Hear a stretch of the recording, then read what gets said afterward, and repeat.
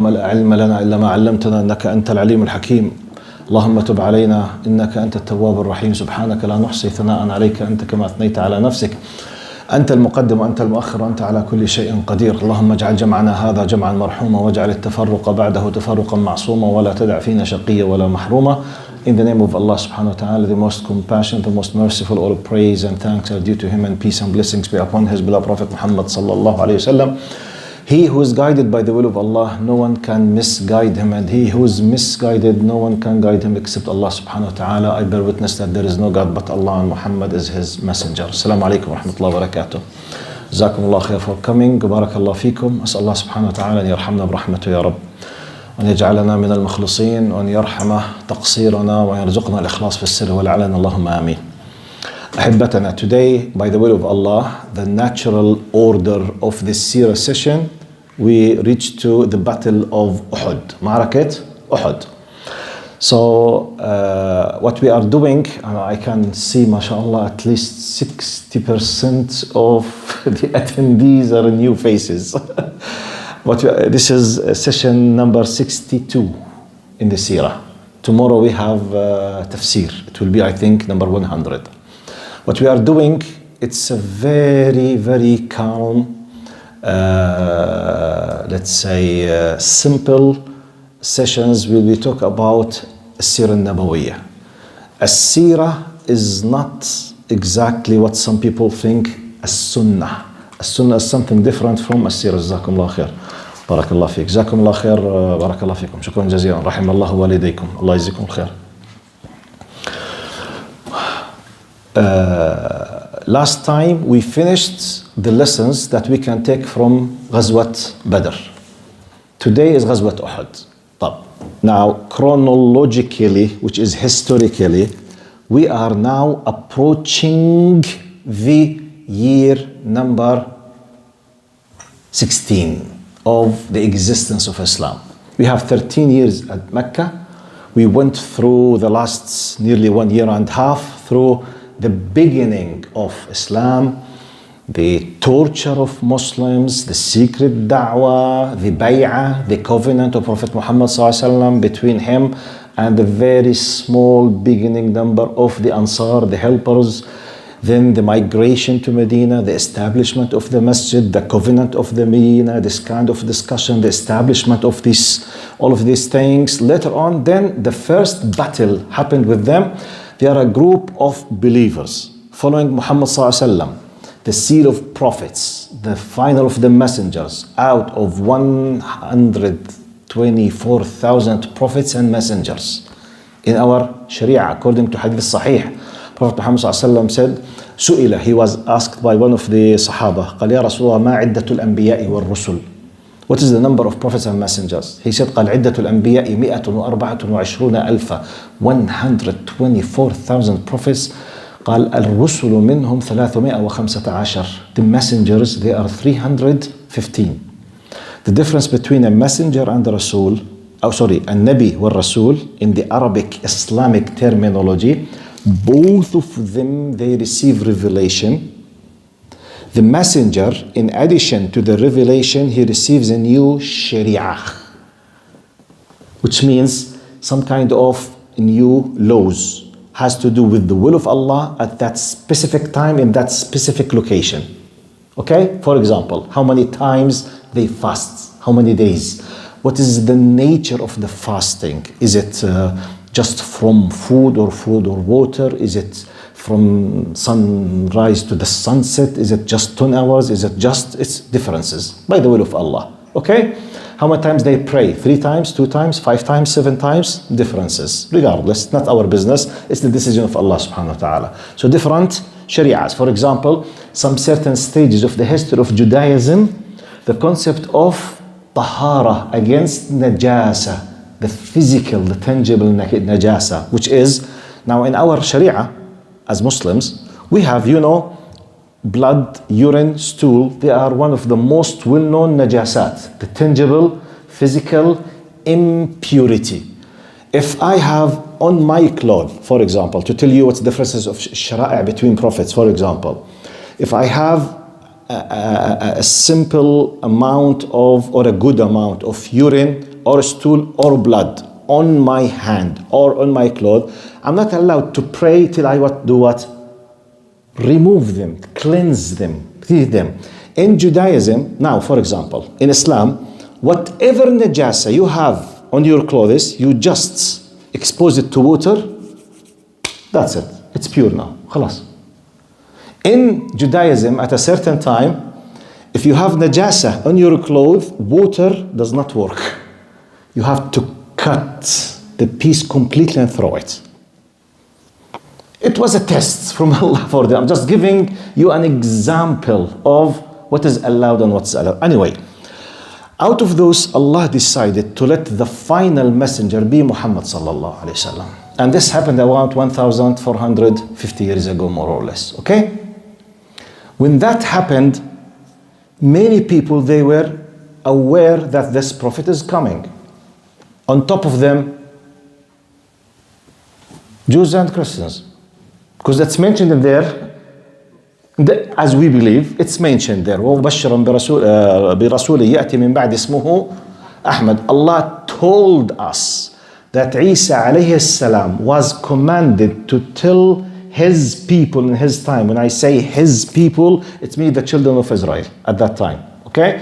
Because he was born among the Jewish community, sallallahu alayhi wasallam, Isa alayhi salam. Anyway, so when Allah subhanahu wa ta'ala willed, this prophet came more than 1400 years ago. When he started bringing the people back to the religion of Allah, why I mentioned all of this? Pause, please. When you speak about yourself as a believer, you are a continuation of a long history of humanity. You are not a unique, exceptional case as a Muslim. You are just the final of a long chain of prophethood from Adam. You are following a chain of prophets with the number of 124,000 prophets and messengers.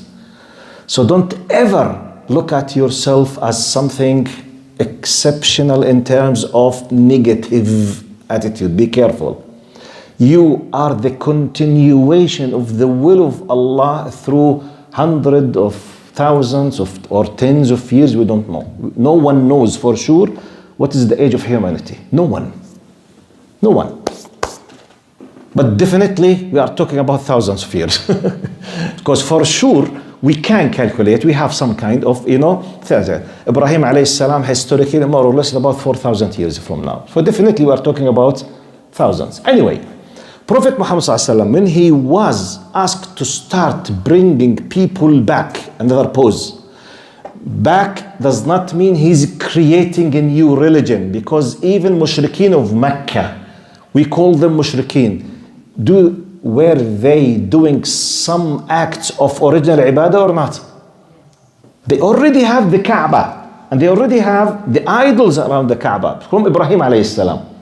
But during the time, a lot of changing, a lot of modification, a lot of additions, a lot of innovations in religion, bid'ah, they changed, they added. That's why Quran said, وَمَا نُقَرِّبُهُمْ, Allah was saying what they claim. وَمَا نَعْبُدُهُمْ إِلَّا لِيُقَرِّبُونَ إِلَى اللَّهِ زُلْفَى. Which means, okay, yes, we do worship these idols, but it's just to use them as a means of communication in the middle, as mediator between Allah and Allah subhanahu wa ta'ala. Anyway, why I'm saying all of that? People, they were aware of the main idea of the existence of Allah and the oneness of Allah and the good and bad, the fitrah, okay? The haram and halal in general. So Prophet Muhammad sallallahu alaihi wasallam came to bring people back to the straight path, like all prophets and messengers before him. So when he decided to bring people back, he was faced by the authority and the power of evil. In his time, the power of evil was taken by a group of Meccans, people of Quraysh. On top of them, Abu Jahl, Umayyah ibn Khalaf, الوليد بن المغيرة. وقالوا لولا أنزل هذا القرآن على رجل من القريتين عظيم أهم يقسمون رحمة ربك. They were talking about Al-Walid bin Al-Mughira, the father of Khalid al-Walid. Subhanallah. The point. So why I'm saying all of this? Just to connect the new guests with us in what I'm doing. So once Muhammad started bringing people back to the religion of nature, of fitrah, of purity, of honest, of akhlaq, people of authority who used to be benefiting from their authority and enslaving people for them, they started fighting him. يعني I need to fix. I know those who attend with me always, I beg your pardon that I will repeat this, but because as I said, I need to connect them. Now, the concept of oneness of Allah. Any Muslim who knows the bottom line of Islam, if you ask him, what's the most important thing in Islam? Go like Tawheed, monotheism, which is true. But unfortunately, the majority of Muslims, they misunderstand the concept of Tawheed, thinking that Tawheed means to believe that Allah is one. And by the way, Jews believe that Allah is one. Finished? خلاص يعني no problem? لا. It's a terminology, it's a concept. When we speak about oneness, we are not talking about number one. We are talking about a package. Muhammad ﷺ, when he came to speak about oneness of Allah, it does not mean just that Allah does exist. By the way, the majority of Meccans and Arabs, they believe that Allah does exist. وَلَئِنْ سَأَلْتَهُمْ مَنْ خَلَقَ السَّمَاوَاتِ وَالْأَرْضَ يَقُولُونَ. If you ask them who created heavens and earth, they would say Allah. So they have no problem.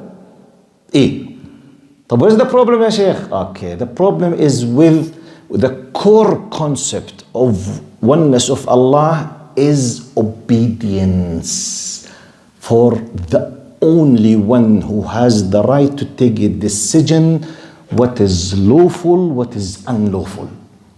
It's Allah. When Allah decides that this is permissible, خلاص سمعا وطاعة. Here comes the concept of oneness. It's not his existence just. It is part, but it's not. The final result, many people, they believe God exists, but they don't care about this God. They don't respect this God. They are not believers. But he believes he does exist. Habib Alba, the problem is not to believe that he does exist. You have to consider his existence, to respect his commandments, and to obey what he wishes against your desires. By this, you will be a submissive believer. You need to know this. Because people might be confused because, subhanallah, alhamdulillah, many people, they know that Allah, okay, they know. Has the problem been solved? No. They believe. Solved? No. No, knowing that he does exist does not solve the problem. Accepting his existence does not solve the problem. Believing to the bottom of your heart that he deserves this does not solve the problem. Submitting to him as the only one who deserves to be worshipped, now we started doing the right thing. Because people might become confused of what is the, okay. So when Prophet Muhammad ﷺ came, he did not bring completely new, strange concept to humanity. Be careful about this. In general, people, they were aware, but we have people in the middle who are benefiting from corruption. Yani, example, the majority of people on earth, including Arabs in the Arabic Peninsula, they were benefiting from the big tradition that all the people that drink alcohol. Because one of the ways of controlling societies to let them lose their minds in many hours of their existence so that you can control. 1. 2. Prostitution, zina, adultery, fornication. It was a custom on earth, including Arabs.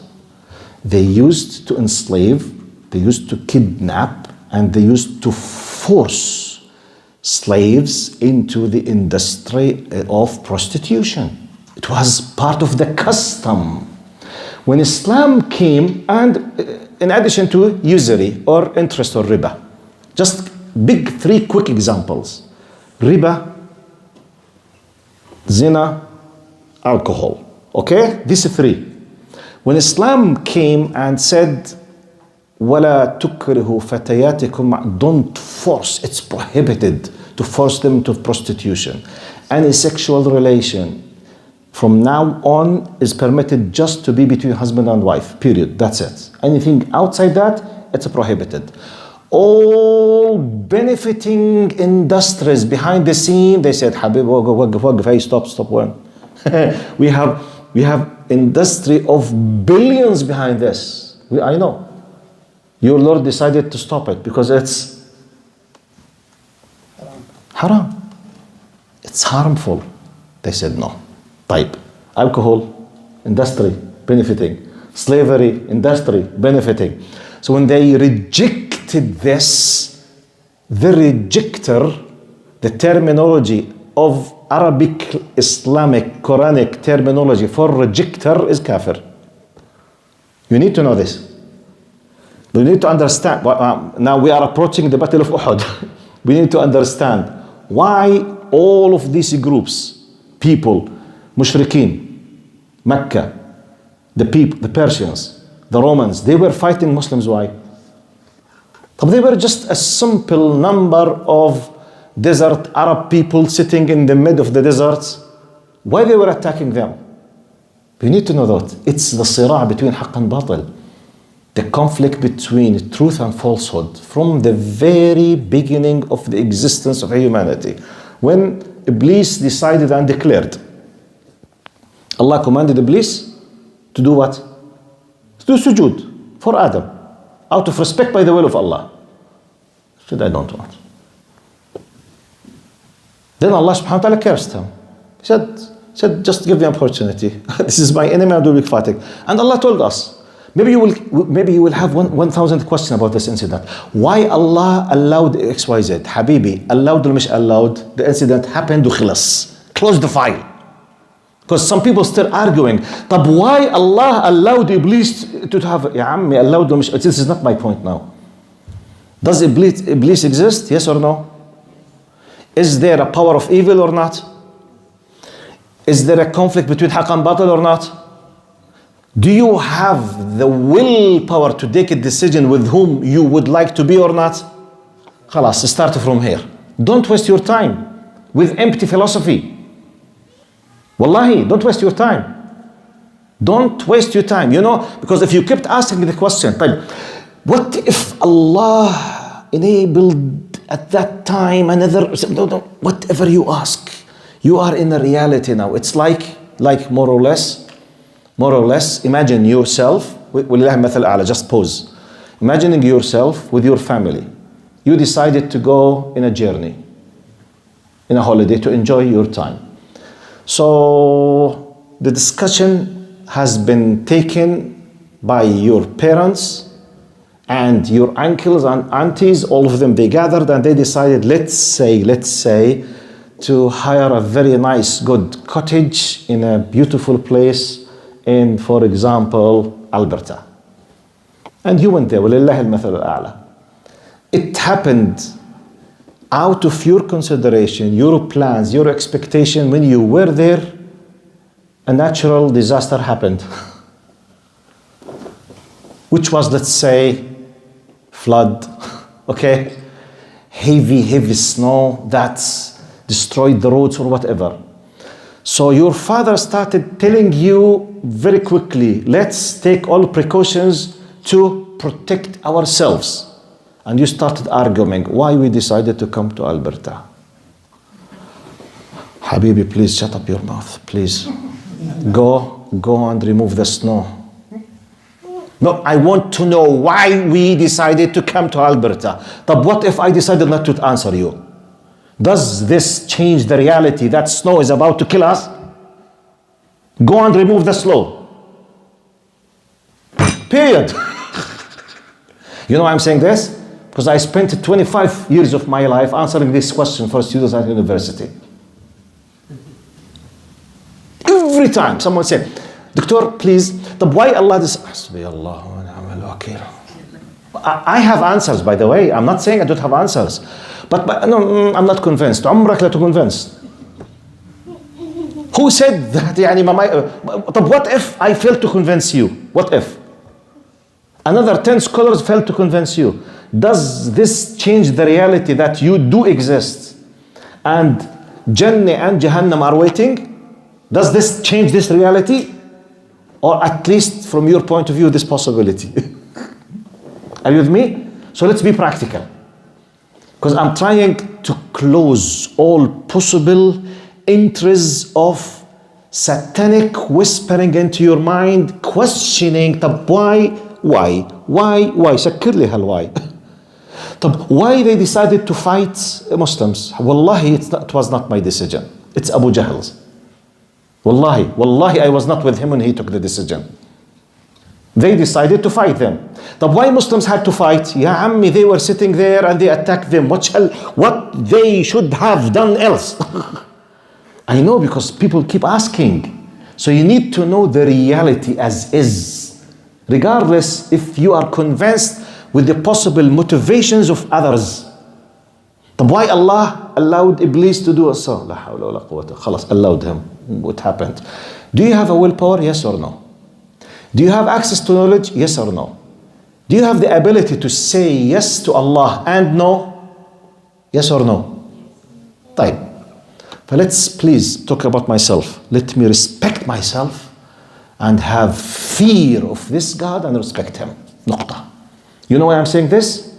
Because if you kept asking philosophical questions, you will end up doing what?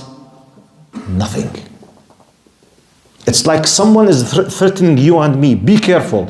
There is someone with a machine gun behind the main exit outside and he will kill anyone leaves.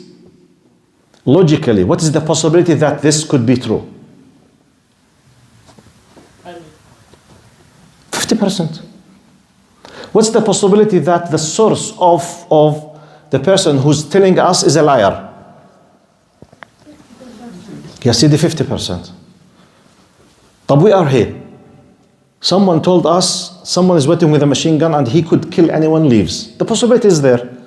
What shall we do? Stay here? طيب, we will die out of hunger. What else can we do? Go and check. Go and check. Go and check. Do you have CCTV cameras? Yes.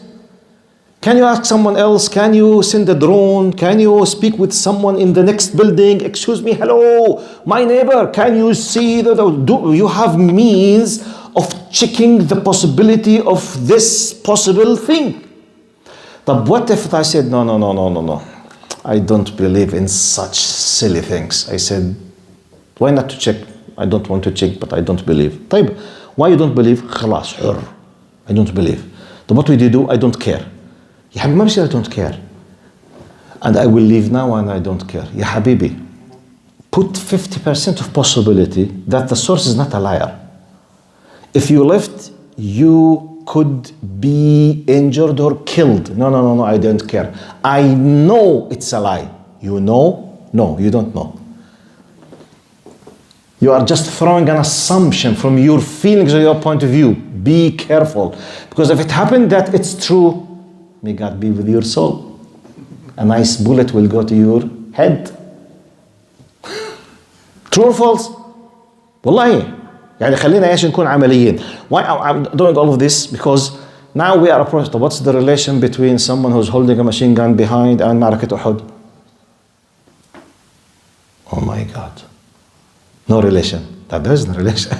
I'm trying just to build the concepts of understanding why Muslims, they were attacked.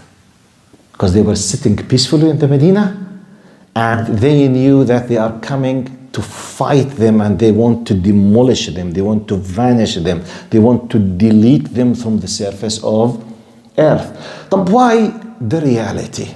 Pause to give you quickly. وَمَا نَقَمُوا مِنْهُمْ إِلَّا أَن يُؤْمِنُوا بِاللَّهِ الْعَزِيزِ الْحَمِيدِ. But this is the reality. Accept it or leave it, it's your problem. Allah said, قتل والسماء ذات البروج واليوم الموعود وشاهد ومشهود قتل أصحاب الأخدود. Allah talked about the people of the trench. It's believed according to the historical narrations they were Christian Muslims or Muslim Christians. Do you know what I mean? Do you know what I mean by Christian Muslims or Muslim Christians? They were Muslims of that time. Yes. They were following Isa alayhi salam in his time, the genuine religion of Christianity, which is Islam. So they were Christian Muslims. They were submitting to the will of Allah as Isa alayhi salam has commanded them in his time. So they were about to be tortured by a tyrant, by a dictator regime and a king. So they were forced, either you worship ex-king in that time and leave your religion, which is worshipping Allah, or we will burn you alive. This is Ashab al-Ukhdud. Allah is telling us, we have no access to the history with these tiny details. Allah told us. Allah said about what was the motivation, the real reason for the fact that they decided to use their political, military power and burning them alive and having the authority against them, over them. What was justification? وَمَا نَقَمُوا مِنْهُمْ إِلَّا أَن يُؤْمِنُوا بِاللَّهِ الْعَزِيزِ الْحَمِيدِ. They had no other reason to hold hatred and enmity against them except the fact that they believed in Allah. Just believing in Allah might entitle me to be attacked and tortured? Yes. But why? Because some people of evil, they don't like the truth that you are holding, because your truth will expose their falsehood. Get my point? It's like, more or less, give you simple analogy or example. If you were in a company with 5 friends of yours, and all of them, you were playing with mud, and all of your clothes, you became very dirty. One of this group, let's say 5 or 10, decided to go and to clean his clothes, and he came shiny, cleansed, and nice. When they walk in the street, everyone looks at all of you, will distinguish immediately who's clean and nice and who's filthy and dirty. So all of your friends have one of 2 options or 3 options. They will start convincing you to bring some mud into your clothes to be like them, to stop receiving criticism and comparison with you, because they are afraid that people will look at you and they will understand how dirty they are. This is the first scenario. Second scenario, if you refused, you might accept and be like them. If a problem is finished, all of us will be dirty. The second possibility, I refuse. Either they will let me disappear from the scene, I'm not supposed to exist, by hiding me, or finishing me. Uslat? And this what they were, the non-believers at the Arabic Peninsula, they were doing with Muhammad sallallahu alaihi wasallam at Medina, in a very simple, because Muhammad sallallahu alaihi wasallam came with justice, came to say you have no right to bury women alive, because this is part of their custom. They used to have wars against each other, tribal wars. They used to kidnap and to take hostages and to enslave the people in a very inhuman way. And they used to have prostitution and alcohol and gambling and usury and all of these things. He came to stop all of these types of injustice. They came to him, Muhammad, why not to accept this and just we worship your God a day and you worship our God a day? You know this strategy or this way of thinking? ما تيجوا نحب بعض. كلنا حبايب والكل أخو الكل. What do you think about this? This is okay. So Allah subhanahu wa ta'ala revealed to Prophet Muhammad sallallahu alaihi wasallam, قل يا لا ولا أنتم لكم. It's not your decision, Habibi. It's not even the Prophet's decision. Subhanallah. I mean, I'm just trying to explain to you the psychological, philosophical, political motivation behind why the people of Mecca, the people of Ghatafan, the people of Bani Hanifa, the people of the Arabic Peninsula, they were attacking Muslims. You need to understand. It's not just because some people might say, unless Muslims, they were troublemakers, no one could have attacked them. This is a big reality and everyone should know it. No, Habib, you don't know nothing about history. No, because Allah says, وما نقموا منهم إلا أن يؤمنوا بالله العزيز الحميد أخرجوا آلا إنهم أناس. طب did they do anything bad for you? No. Did they attack you? لا. Have they? No. But no. You are not allowed to exist. This is the reality. You need to know it. This is like an introduction just to get into the Battle of Uhud. So, let's connect this with what happened. Jazakumullah khair for the coffee again. I forgot it. Still, this is my first step. Now, last time we finished Badr. To put you in the context, Uhud was designed with the motivation of taking revenge. Thar. It happened in year 3 of Al-Hijrah. So it will be in total of 23 year 16. Okay? Because we have 13 in Mecca, then 10 in Medina. Now what happened? Before that, with months, more or less, the Battle of Badr happened. The Battle of Badr broke the arrogance of the people of the Quraysh. It broke the reputation of the mightiest power in Arabic Peninsula. Completely. And I always say, I have already said it many times, I will repeat it. Abu Jahl, who was the leader of the Mushrikeen at that time, when they were approaching the location of the battle, even after they knew that the caravan with the money, they were saved by Abu Sufyan, everything should have khalas, closed. Yani, your money is saved. Because when Muslims left Al-Madinah, they were behind returning back some of their money which was taken from them. The caravan was secured by Abu Sufyan. So everyone should return back to his place. So خلاص لا حول ولا قوة إلا بالله. They lost the opportunity. And the people of Mecca, they came to save the caravan, to fight Muslims. And they knew that Abu Sufyan was rescued. But the will of Allah. Let's focus, try to imagine with me in a cinematic view, Mr. Abu Jahl. We need it, Abu Jahl in specific. Because Abu Jahl is representative in many times during the history by many big powers. What was, and memorize his words, when they said, Ya Amra, Ya Abu al-Hakam, his title was Abu al-Hakam. Prophet Muhammad called him Abu Jahl. They say, Ya Abu al-Hakam, the caravan is saved. So let's go back. خلاص. I quote now. Allah, we said it in Arabic. How many of you understand Arabic, by the way? Can you raise up this to your hand? Look to the Arabic context now. قال لا والله حتى نأتي ماء بدر ونشرب الخمر وترقص أو وتغني لنا القيان وتسمع بنا العرب. Media. He said, no, by God, we will not return back till, look, he highlighted 3 main reasons for why he was insisting to go there. Number 1, they say till we go and we drink alcohol. We want to highlight our culture.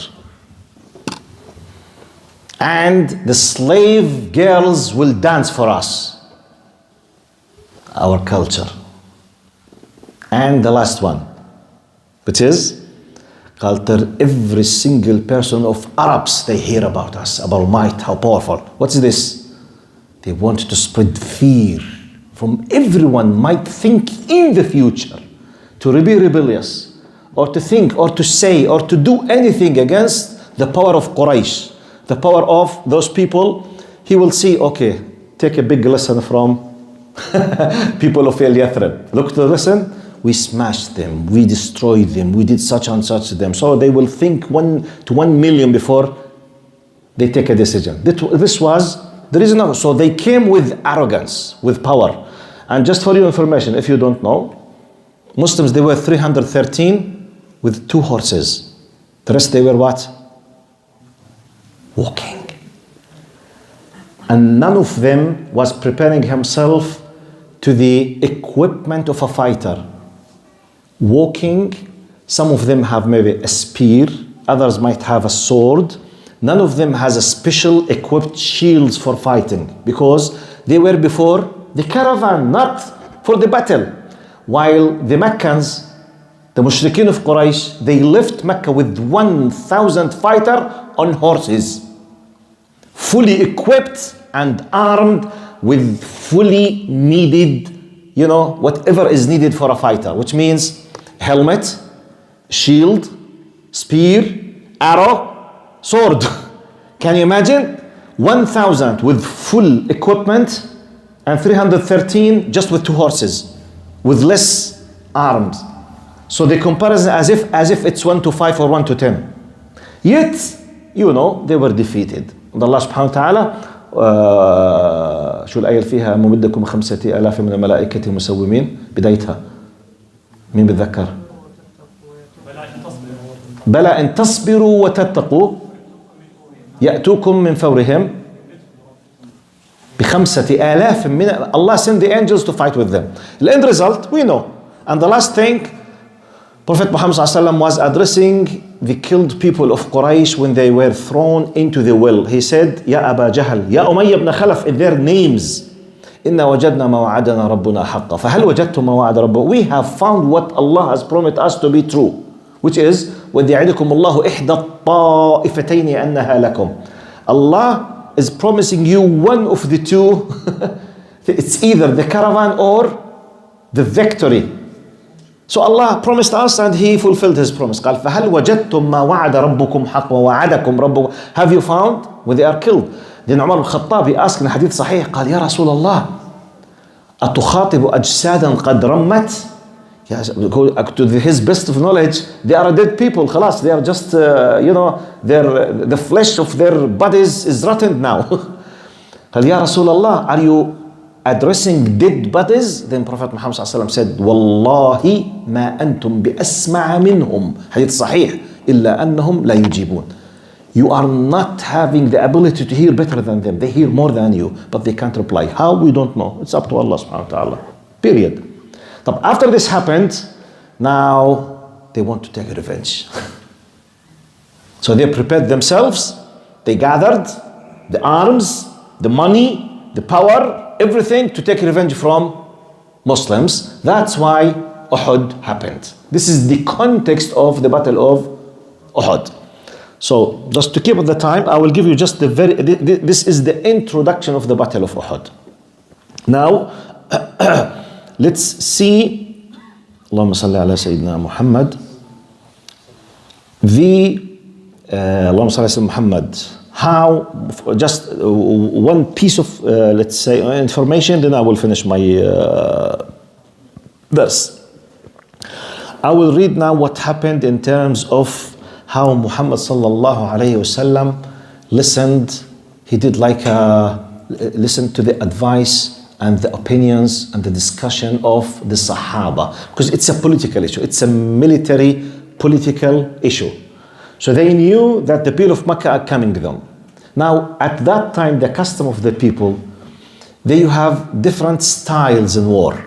Either to wait for the people to attack you inside the city, and you prepare yourself in your houses, in your, شو اسم الحصون?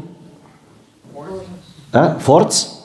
Forts, yes. If you have forts, if you have a strong homes or whatever, you protect yourself, you let the people attack you inside of the city. This is a strategy. It has its advantages and disadvantages. And another style, you protect the city completely and you go outside the city, you meet them there. Either you will win or you will be defeated. If you are defeated, God forbid, the city is gone. This is the nature of the wars. If you manage to do, no one will be harmed in the city from the women and the children. It's two different styles. So Prophet Muhammad ﷺ, I will read to you exactly what happened between Prophet Muhammad ﷺ and his companions, just to have the feeling of trying to live with them. قال لما شاء اللهم صل على سيدنا محمد قال مشاورة النبي صلى الله عليه وسلم لأصحابه لما شاور النبي صلى الله عليه وسلم أصحابه حول مكان المواجهة مع قريش ذهب بعضهم إلى المواجهة خارج المدينة ومعظمهم من الشباب المتحمس وذهب آخرون إلى المواجهة داخلها ومعظمهم من الشيوخ وقد أخذ النبي صلى الله عليه وسلم برأي الشباب وهم الأغلبية. Prophet Muhammad ﷺ had an open discussion with Muslims at Al-Madinah. What do you think? They are preparing to attack us. What do you think? Let me listen to you. This is a new state, a new gathering, a new religion. Everything is new, a new experience. And they are, do you think it's better to go and fight them outside the Medina or to let them come inside the Medina and protect ourselves inside? The majority of youth, out of enthusiasm, they were with the opinion that to go and fight outside. The elderly people, they were with the opinion of let them come inside. Regardless now, their estimation for the nature of the location, they felt it's better. Regardless, two different opinions. The majority, they were youth, and the majority, they were to go outside. It seems as if the context, Prophet Muhammad ﷺ, he was inclined a little bit with staying at Al-Madinah. But as long as the majority, because it is an ijtihad, which means it's a political, strategic, military issue. It's not a revelation. Allah was not telling him, don't ever leave the Medina, fight inside the Medina. Jibreel did not came to him and say, do and don'ts. It's left up to your decision. So he saw the majority would love to go outside. He decided, he said, okay, if the majority would love, because at the end, whatever will happen, we all will face it. And by the way, pause now. Those who claim to have what so-called democracy, it's good to tell them that voting, discussion, parliamentary discussion and questioning, and listening to the opinion of the people was done by Prophet Muhammad ﷺ directly before even the four caliphs. At least 1,200 years before anyone on earth did it in what so-called new modern state. It's good to know that. Because anyone, look, by the way, try to imagine yourself at that time. You are sitting with Muhammad ﷺ. You don't know, you have no idea now whether what he's discussing is a wahi or not, at least while discussing. Don't you think you will have the hayba, the fear of saying your opinion? Just the fact that he's talking. Imagine yourself, sallallahu alaihi wasallam, that you are sitting with him. And he said, what do you think, guys? Do you prefer to go? We'll say, Ya Rasulullah, whatever you decide. Ya Ammi, if we do it for any leader, he might be a liar, a corrupt. Actually, the majority of politicians are corrupt. Yet we follow them blindly. And sometimes, especially when we have the royal regimes, the monarchy regimes in our countries, the king or the queen, when they speak, some people, they are ready just to worship them. They don't utter one single word with them. This is Prophet Muhammad ﷺ, who's receiving the wahi from Jibreel. They are sitting with him, yet they had the full right. It's good to know it. We are living in the 21st century. And so when they say, Islam is backward, Habibi. Whatever you think about what so-called modernity, we have the original ethical of it long time ago. If it's good. If it's bad, we don't need it. We don't need it. We have it, alhamdulillah. They had this kind of discussion. The majority, they insisted to go aside. Khalas, if the majority, we will face it together. Let's prepare ourselves now. Look what happened. This is what I want you now to take a lesson from Muhammad sallallahu alaihi wasallam. After they had the discussion, it has nothing to do with wahi now. There's no revelation. If Allah revealed something, What should be the action? وَسَمْعًا وَطَاعًا. Just submission. If Allah revealed something, regardless, go outside or stay inside, وَمَا كَانَ لِمُؤْمِنٍ وَلَا مُؤْمِنَةٍ إِذَا قَضَى اللَّهُ ورسوله أمرا أن يكون لهم الخيرة من أمرهم. انتهى. If Allah and His Messenger decreed something, no one has the right to say anything against that. But this did not happen. Allah wanted this lesson to be a role model for us. They had discussion, the majority they wanted to go. Now, after they insisted and Prophet Muhammad ﷺ responded to the majority and say, خلاص, we will go and fight. And he declared the political military decision. Okay? Some of them felt afraid that they might have been pushing him.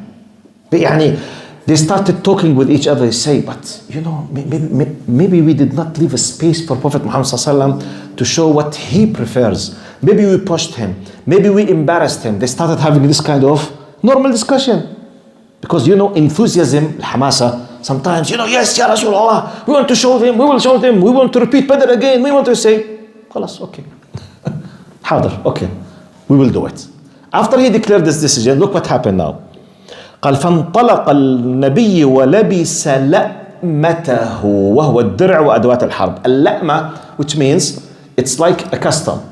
He said, okay, we will go and fight outside. He went immediately and he wore completely the fully equipped, equipment for the war, like the shield and the helmet, and prepared himself. After he did it, Armors, they call it? Jazakumullah khair. Thank you, sister. Armors. Just armor, without S. Jazakallah khair. So he wore the armor. قال فأظهر بعضهم عدم ارتياحهم لهذا الرأي إلا أنهم ندموا وتلاوموا وقالوا لحمزة. They started blaming each other. They say, hey, it seems as if we pushed him, as if we embarrassed him. Then they went to Hamza radiallahu anhu. Who's Hamza? The uncle of Prophet Muhammad sallallahu alaihi wasallam and one of the most closest and beloved to the heart of Prophet Muhammad sallallahu alaihi wasallam radiallahu anhu, Sayyid al-Shuhada, the master of the martyrs radiallahu anhu. They went to Hamza because they know how close he was to Prophet Muhammad sallallahu alaihi wasallam. They said to Hamza, اذهب وأخبر النبي بأن أمرنا لأمرك تبع. As if they regretted. They say, please go and tell him, whatever you decide, we will follow. خلاص, forget what we have voted for, forget our majority, forget whatever you would like us to do, we will do it. Then Prophet Hamza, he went to Prophet Muhammad sallallahu alaihi wasallam. He told him what the people are saying. He said, إنه ليس لنبي إذا لبس لأمته أن يضعها حتى يناجز. He said, the decision has been made. A prophet, if he took a decision and started declaring the war according to what we have agreed upon, we are not playing games till we go and meet. Khalas. As if he's telling you to be determined and firm when you take a decision. Because if you be hesitant, you will achieve nothing. Especially, we are talking about negotiable things. We're not talking about revelation, be careful. It's like we had discussion because sometimes we say, what do you think in business, family, and doing? If you keep just negotiating and reaching to nothing and no decision has been made, you will end up doing what? Nothing. Sometimes, even if it's not the best decision, you have to stop the discussion and to take a decision because it's endless. Always someone has a point, always. On anything on earth. So it's like a very, very important political decision. Sometimes a discussion, خلاص. What I need from this, the high respect of Prophet Muhammad sallallahu alaihi wasallam for his followers compared with our political leaders. Wallahi, when you think about it, Ya Allah, if I were there, I would have the opportunity to keep screaming on face, Ya Rasulullah, let me say, Ya Rasulullah, I think, no, I don't think, I think. Wow, what's this? What's this? And some people, they say, we need democracy. Naam, habibi. We have shura, which is 1,000 times better than democracy. When did they discover democracy compared with the real shura? At that time, 1400 years ago, I challenge any academic, any person who can prove to me that any group with power on earth, a power of a state, a leader, a king, a boss, used to give this kind of space for his followers to take a decision. You need to know that. By the way, if we, or any person or a group, they are ignorant about history, they don't deserve to live. Because you don't know your roots. Wallahi. Anyone else will claim anything and they will simply uproot you from existence. So you need to know your history and to be proud of it. Because your history is not just information. It's a system of life. طب احنا الآن we have just started with the Battle of Uhud. Okay? In a cinematic, inshallah, like a movie. Inshallah, we'll try. Next time, inshallah, we'll start talking about the preparation of the battle and to try to portray what happens inside the battle itself, inshallah. Jazakumullah khair. See you tomorrow. If you have a time, tomorrow we have tafsir, inshallah. And we reach to the story of Talut and Jalut from chapter Al-Baqarah. Assalamu alaikum wa rahmatullahi wa barakatuh. Jazakumullah khair for the coffee start.